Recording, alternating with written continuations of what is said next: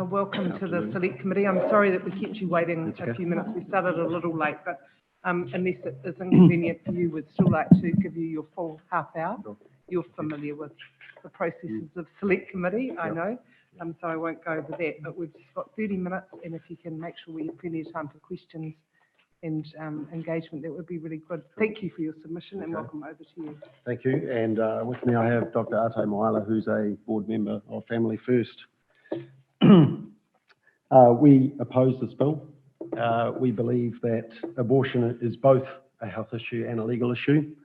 It's the health of the mother and the health of the unborn child. It's the legal safety of the mother and it's the legal status of the unborn child. And the focus of this policy shift is entirely on the well-being of the woman seeking the abortion, but the government doesn't appear to have considered the status of the fetus, nor any state interests in preserving life. And so under the Crimes Act, the unborn child has some recognition, some minimal legal protection. But in contrast, if it's taken out of the Crimes Act, then the unborn child will be given the same status as an appendix, a tonsil or a gallbladder, which is basically tissue to be removed as part of a health procedure. I do want to highlight just a couple of key points from our submission. The first is around international law, and that is that New Zealand is a signatory to a number of international instruments. And we believe that the proposed law contravenes these international instruments. For example, the Universal Declaration of Human Rights, Article 3, says that everyone has the right to life. The Convention on the Rights of the Child, 1989, says that childhood is entitled to special care and assistance, particularly children. And it says, quote, the children by reason of physical and mental immaturity need special safeguards and care, including appropriate legal protection before as well as after birth. Article 6 says that state parties recognise that every child has the inherent right to life, inherent. And Article 24 talks about diminishing infant and child mortality and ensuring appropriate prenatal and postnatal care for mothers. The UN Committee on the Rights of the Child, 2006, paragraph 53 says that the committee talks about prenatal care for children. So we say that this proposed law contravenes those international instruments that New Zealand is a signatory to, and that is why the Crimes Act has always been titled Section 182, Killing an Unborn Child. It's an inconvenient title, but it's a biological truth. The second thing that we want to highlight is before any changes are made to laws around the unborn child, we must ask a simple question. When does life begin? Because as you consider this law, where on the timeline of conception to birth does human life begin? And what happens in that moment that turns a growing human tissue into a growing human being?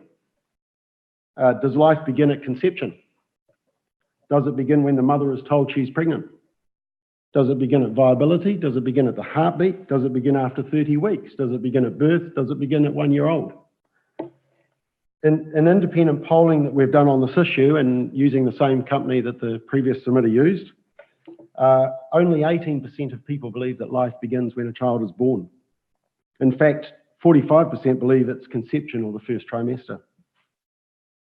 So on what grounds do we decide that there is a growing of a child versus the becoming of a child?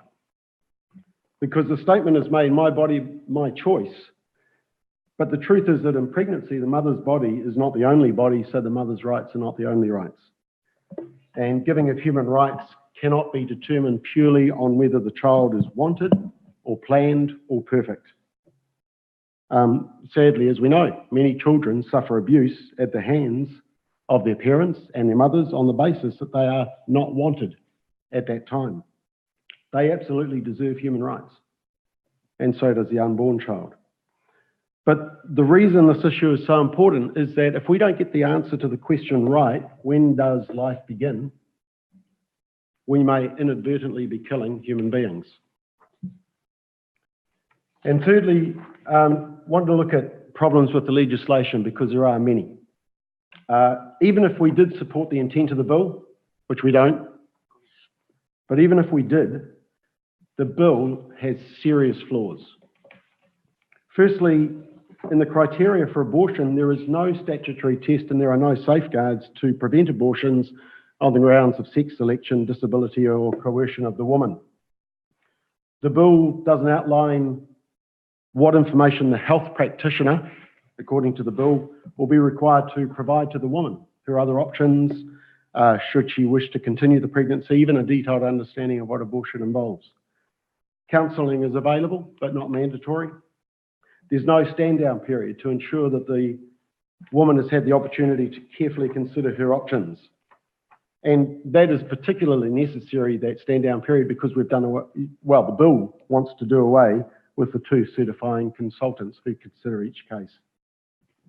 And for abortions after 20 weeks, the terms physical health, mental health, and well-being are not defined. So on a natural reading of these terms are broad and unrestrictive, very general. And if you take the overall general policy intent to make abortion more accessible, then it's difficult to see any circumstance in which abortion would be refused.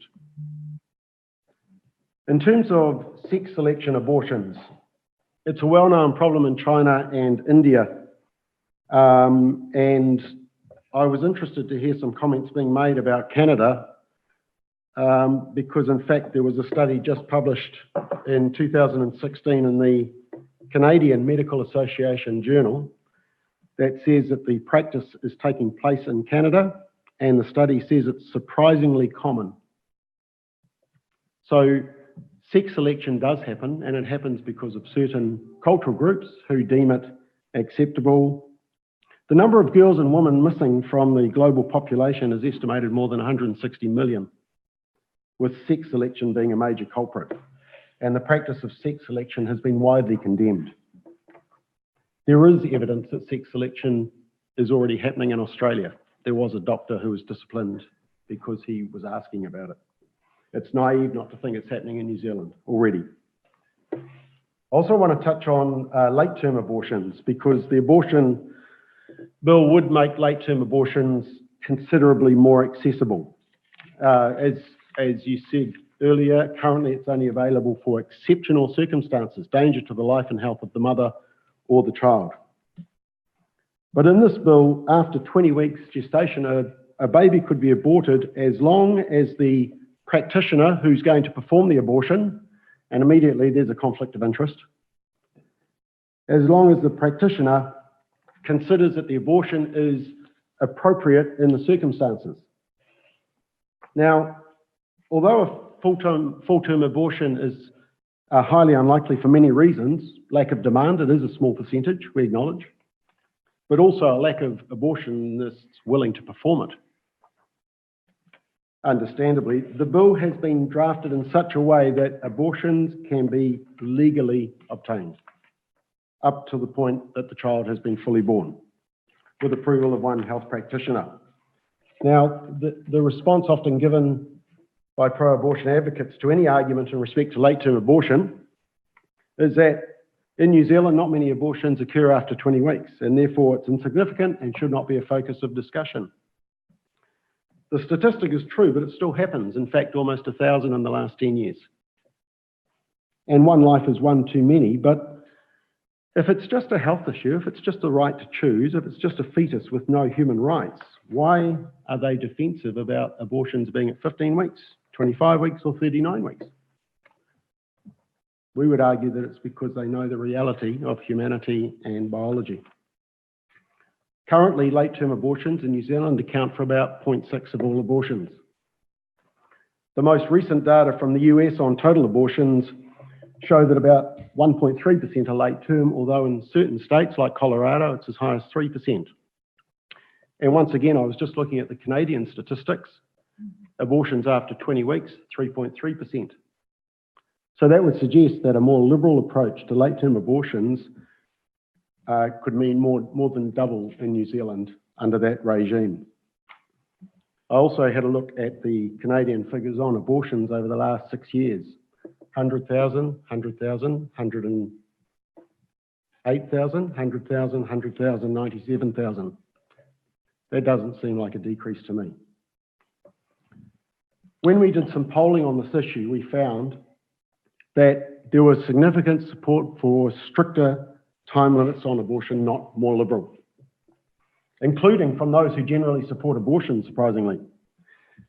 There was very little support for the Crimes Act being as long as 20 weeks, as it currently is. And in fact, there was overwhelming rejection of any extension to the limit being extended past 20 weeks. So we would argue that social justice begins in the womb, whether it's at 20 weeks or at 39 weeks. Parental notification also is an issue because this bill will remove all safeguards prior to 20 weeks, which means that a pregnant child can just go and make their own appointment on their own without any supervision and seek an abortion. In all other health procedures, generally parents are involved in some way. The younger the child, the more likely that parents will be referred to.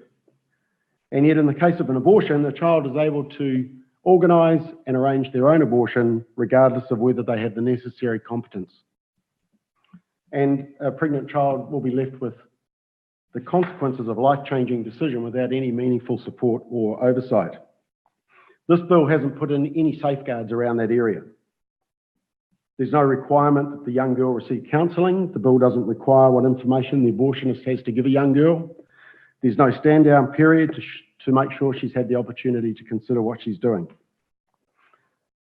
Is this happening? Official statistics show that between a quarter and a third of girls aged under 16 who have an abortion don't tell their parents. That's official stats, which is approximately 600 to 700 teenage girls over the last 10 years. So while I, as a parent, have to sign a letter for my daughter to play netball or go to the zoo or take a Panadol, my daughter can be sneaked off for an abortion. In fact, she will be able to self-refer. And ironically, if there's a complication from the abortion, they'll need my permission to take further action. Surveys show that almost 80% support parental notification laws. And in 2012, we did a poll of independent survey of 15 to 21-year-olds, and surprisingly, 2 out of 3 teenagers also thought parents should be told.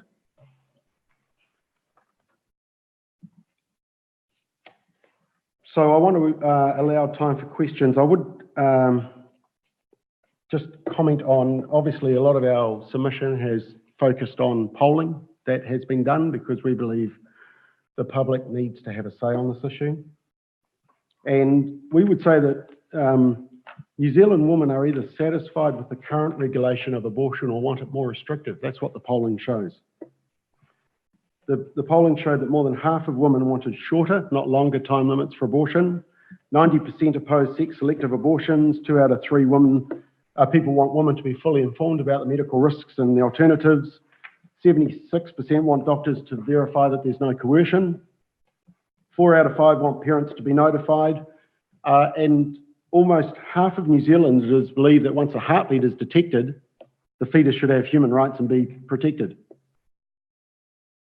Only 18% believe that life begins at birth. And 78% support freedom of conscience for medical professionals. We would also respectfully ask that the Select Committee take the full time necessary to allow the public to express their view on this highly controversial and significant piece of legislation. I don't think any other issue, as you've probably already started to realise, cuts to the heart of our humanity and life than the issue of abortion. And that's why you can expect, and are probably already receiving, a strong reaction from both sides. This is a significant piece of legislation. The number of submissions and the length and substance of the Law Commission report alone confirms just how difficult this issue is. And we suspect that a huge number of the submissions you will receive from both sides will indicate that considering this policy should not in any way be rushed. If anything, it should emphasise the extreme caution and consideration that should be applied in a generous, timely manner, because, as I said earlier, if we get this wrong, there are deadly consequences. And for that reason, we believe that you should attempt to travel the country and hear as many oral submissions as reasonably possible. If that means requesting further time to report back to Parliament, so be it. We believe all New Zealanders should be respected and listened to on this issue, on both sides. We celebrate our own birthday every year, and that's for good reason. Finally, last night we held the first showing of the movie Unplanned in New Zealand. It's based on the story of Abby Johnson, who was one of the youngest Planned Parenthood clinic directors in the States. She was involved in up to 22,000 abortions. She counselled countless women about their reproductive choices, until the day she saw something that changed everything. She saw an actual abortion procedure that she helped with, and as a result she became one of the most high-profile pro-life speakers in America. And she said this, and I quote, "What I found disheartening at Planned Parenthood was the only option we provided a woman in crisis was an abortion. We didn't do anything to help her get on her feet. In the pro-life movement, we're focused on life from conception to death. Some groups focus on women who have faced abuse, others on adoption, or on abortion industry workers as we do. If we can't even bring these children into the world, there's no hope of actually fixing the crisis a woman is in. That just compounds the problem already taking place in her life. Why not help fix the crisis rather than abort the pregnancy?" And so finally, we would say that the polling by Courier Market Research shows that an overwhelming majority of New Zealanders love both the woman and their unborn child, and we want the law to reflect that love. Thank you. Dr Moala, do you have anything to add? I think as a clinician, having seen a lot of the young women who in the schools, they come, they do not know. They've been offered abortion without their parents knowing, but we deal with the after effects of the abortion, the mental health issue, and I suppose my plea is that can we give it a bit longer time to hear the voice of New Zealanders. And as a Pacific person, a lot of my patients, when they come and they're pregnant, when they're offered, to have the amnio, they don't understand this issue. And they come to me and I said to them, whatever the effect, the result of the amnio, are you going to go and have an abortion? They said, of course not. So these are issues, it's not just for Pacific people, but I'm just asking, can we give this more time? Can we not rush this? Because there's so many issues that we are dealing with. Thank you. Thank you, David and Tracy. Yes, so thank you very much. I've read your submission, and I have to say I find it difficult to figure out what you really want. And the reason for that is that you seem quite happy to defend the status quo, which you characterize as abortion on demand. And yet when I look at this checklist that you have on your summary on the front page, well, you want a law that protects women from unlicensed premises and unregistered abortionists. Well, that's what's being proposed. A law that facilitates informed consent and requires honest information. Well, that's what we expect from the medical profession in every instance anyway. Provides women with independent pregnancy counselling. There's nothing in the law that prevents that from happening. There's nothing in the law that can do to require any particular standard of counselling. You want a law that limits the time frame for having an abortion except in exceptional circumstances. Well, that's precisely what is proposed. And then there's a few things here that you want that I don't think the law provides, but for example, a law that protects young girls by requiring parental involvement. Well, again, I assume Family First accepts that there are some parents who are so abusive that actually it's not helpful for them to be consulted. And if you accept that there's some, then you have to work out how you're going to differentiate which ones there are. And it seems to be a futile protection to try to offer. A law that prevents abortion on the basis of gender, I think that's something that everybody would want. However, it's not obvious how you wish to achieve it. It doesn't discriminate against disabled children. Again, you're going to have an effective different treatment for people who have unborn children with certain conditions. So I look at all this and I say, the things that you want for the most part are provided in the law.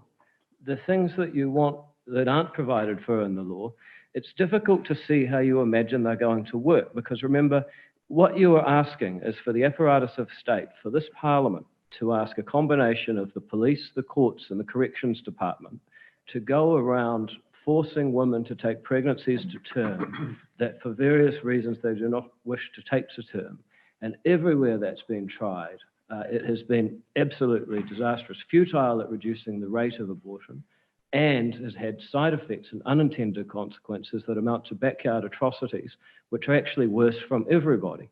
So in light of that, I guess my question is, can you please explain what exactly it is that Family First wants here? Well, I think you may have misrepresented this bill, because you say one of our key points is a law that limits the time frame for having an abortion. Well, this bill liberalises it. So that is a key component. We would like to see it further restricted. We believe that the surveys show that people want it restricted. When people realise that it's up to 20 weeks, they actually don't. So when you say you Agree want with that. a limit on the time frame, what you really meant is you want a shorter limit than what is now. Absolutely. Oh, okay. Well, that's helpful. How short should it Well, be? that is the key. What's your proposal for the? Well, I mean, you've got the other extreme, which is the previous submitters who want it up to 40 weeks. Okay, so are you at 10 weeks? I mean, to give us an idea here. Oh, well, we would support a heartbeat type concept. Once the heartbeat is detected, I mean, if you were to collapse right now, the first thing we check for is a heartbeat. Right. Heartbeat is a determinant of the existence of life, isn't it? I don't know if that's a reasonable test with me, but anyway, carry on. I'm sure you have a heart, David, somewhere. I don't think we should go down this path at all. Let's go to Tracy and then Jeff. Well, we still haven't heard what he actually wants. Okay, so you want to pursue to the point of trying to get an answer. That'd be helpful. Can you have another go? David hasn't heard the answer to his question yet. Well, we have, because we've what said does that what we does New want Zealand First strong want? regulation to What protect does women. Family First want? We want strong regulation to protect women. We want parental notification. We've talked about that. We want women to be told all their options, which, women that speak to us say, no, they were just railroaded through the process. It was effectively on demand. Judith Collins has said that in the House. Others have reported that as well. You will see the quotes in our submission of people who have said that it's abortion on demand. So you've got it being liberalised to an extreme. We'd rather it be more conservative. Okay. And we believe that's what people want as well, because part of the reason for that is because of the benefits that we have of ultrasound and seeing the humanity of the unborn child, which previously we haven't been able to see. Okay.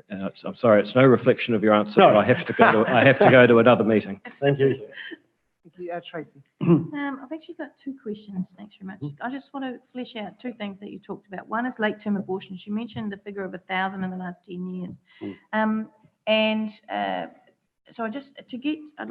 So I have a family member who had an accident at 38 weeks. Their spleen ruptured. They had to be rushed into theatre. They were 38 weeks pregnant, sorry. And the medical professionals came out and asked the husband, who do you want us to save, your wife or your child? Because that was the choice at the time. And so I'm actually interested, because the statement you've made about late-term abortions, 1,000 in the last 10 years, doesn't outline the circumstances. So are you, I'm trying to find out whether the figure that you're using there, is that just all late-term abortions similar to, because that would technically, that is not a stillbirth, what happened to my family member. No. That was a termination of a life at 38 weeks. Would that be included in your 1,000 over the last 10 years? Yeah, and that's based on after 20 weeks, so that this was an OIA to the Ministry of Justice. Right.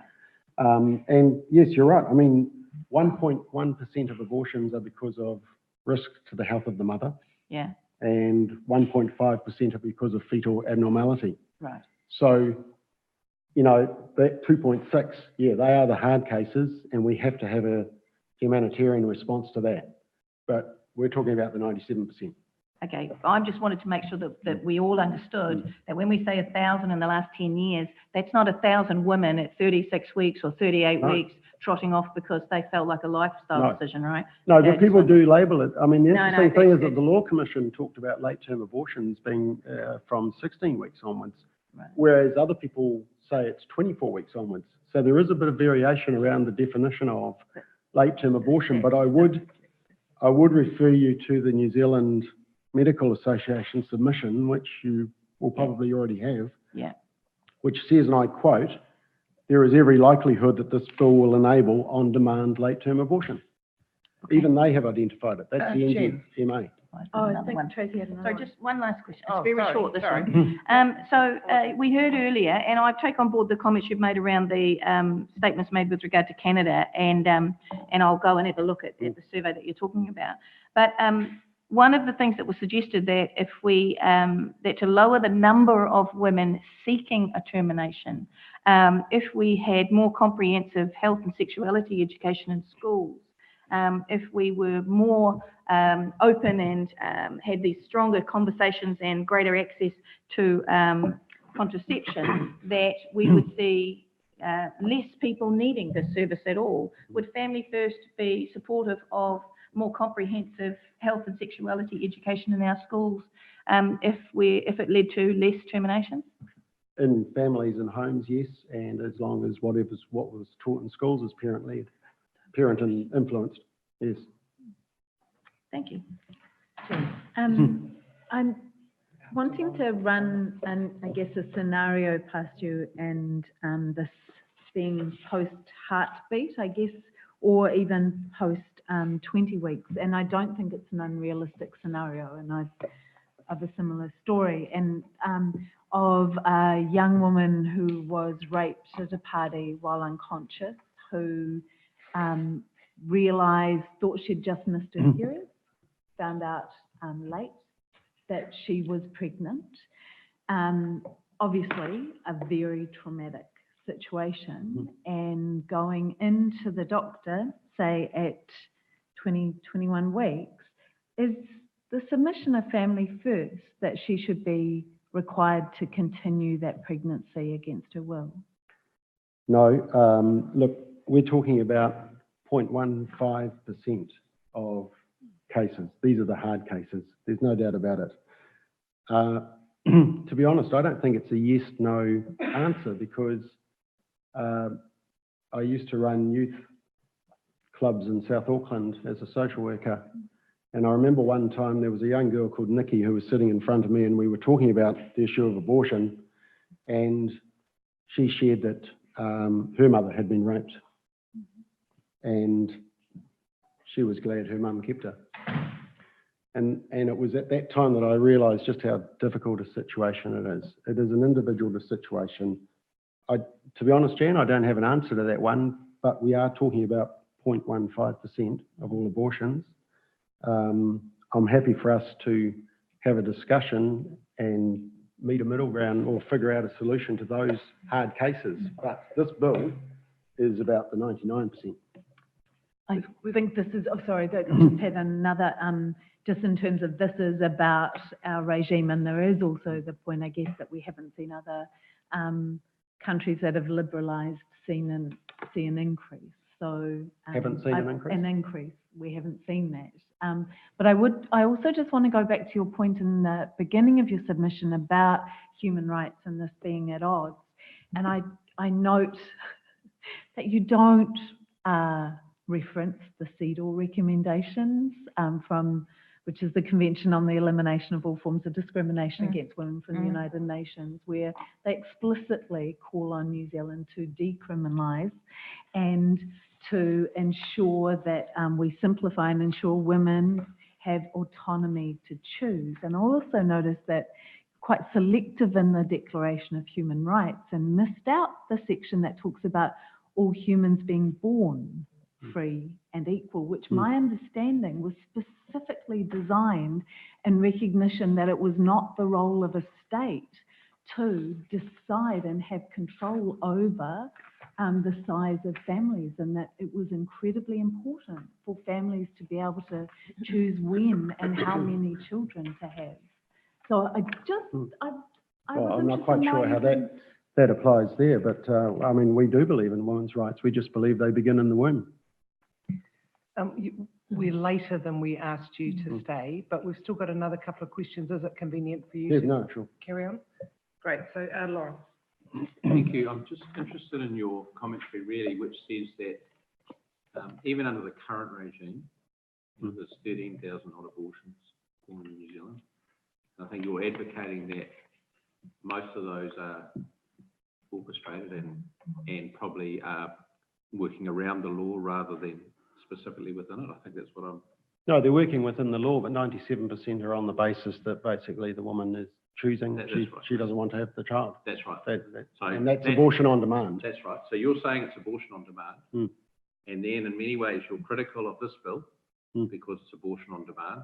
Further, well, expanded. Yes. So the concept is take it out of the Crimes Act, put it in the Health Act, because 13,000 are happening anyway. The law's a bit of an ass. So let's actually put it in a different regime. And after hearing all that, you're actually really submitting that the current law or the new law should even be more conservative than what currently exists. Is that what, am I hearing? Yes, the law should be more conservative. It certainly shouldn't be liberalised. I mean, if you say the law is an ass, you're promoting a bill that could be an ass as well. I mean, this bill That is could be not an my ass. comment. We would Those argue comments it's an have ass. been made. to that effect. Yeah. Anahila. Oh, thank you. My question is about the current test on the mental health of the woman. Well, it's two parts, and also in response to Dr. Moala's statement about the effects of abortion on women's mental health after. So really my question is, one is, what does the current test in terms of mental health of women affecting a woman's mental health before an abortion is carried forward? And the second one, is there a research to inform us on women who have had abortion and what effect it has had in their well-being?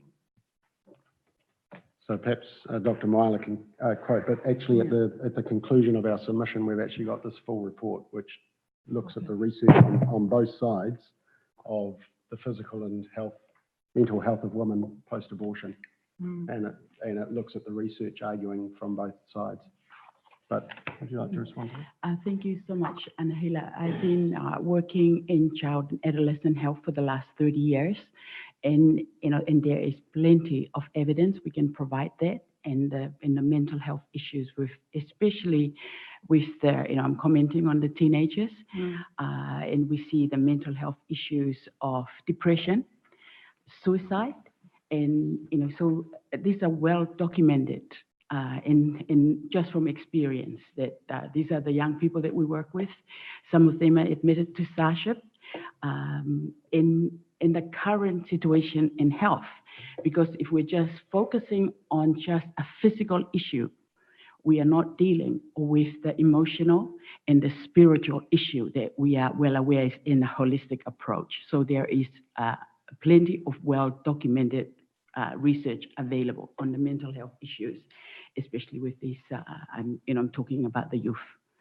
Last question from Jen. Just a sub on that, really. I'm just interested why do you think the Family First review of the evidence around mental health and abortion is so at odds with the Academy of Medical Royal Colleges from the UK that found that the rates of mental health problems for women with an unwanted pregnancy were the same whether they had an abortion or gave birth, and really clearly pointed to the point of mental health concerns being directly related to the unwanted pregnancy and not the abortion.